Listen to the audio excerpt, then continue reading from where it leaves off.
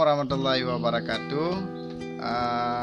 Bakwonya coba tes anak-anak mit yang dengan MN tes rukun Islam ngon rukun iman.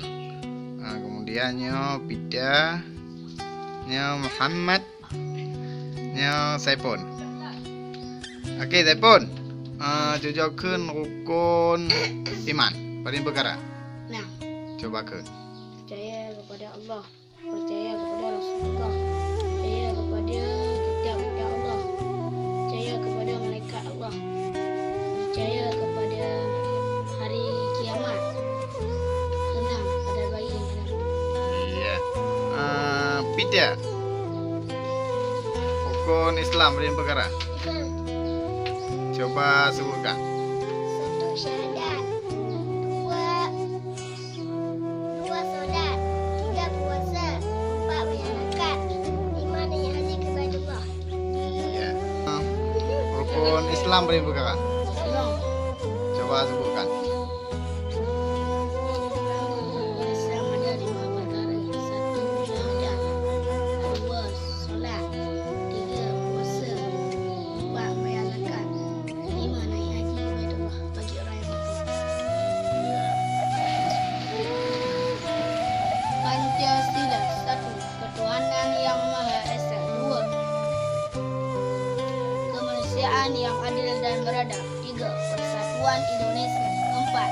Kerakyatan yang dipimpin oleh hikmah kebijaksanaan dalam permusyawaratan perwakilan. 5. Keadilan sosial bagi seluruh rakyat Indonesia. Okey. Pancasila. 1. Ketuhanan yang Maha Esa. 2. Kemanusiaan yang adil dan beradab. 3. Persatuan Indonesia. 4. Kerakyatan yang dipimpin oleh hikmah kebijaksanaan dalam permusyawaratan perwakilan. Jojokeun telawut apa? Anak-anak Nabi ada 7 orang, 3 laki-laki, 4 perempuan. Pertama Qasim, Abdullah, Ibrahim, Zainab, Ruqayyah, Ummu Kalsum, Fatimah.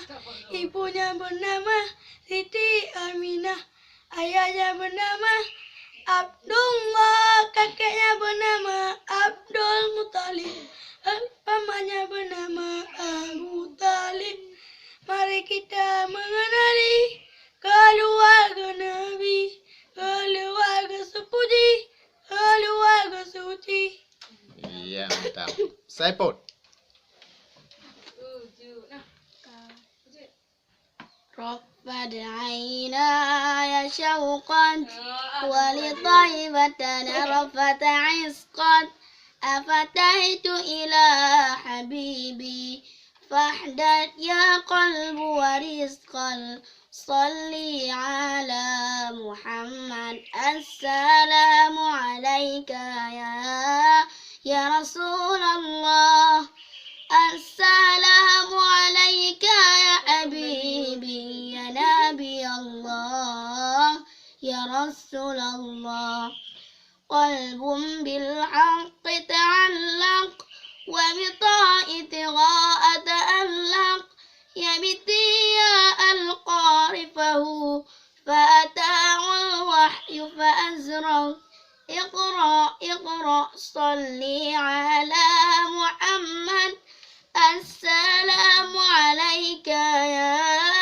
يا رسول الله السلام عليك يا حبيبي يا نبي الله يا رسول الله. Okey. Jina Pida. Kalau ni nak kenal lagu. Kau betul je. Tangan anak barang amanah, kena ba Allah ba manusia, bergata jaga dengan tak apa-apa, berjuta tegah bek salah guna. Anak gutanya berjuta apa-apa, bek rolam salah.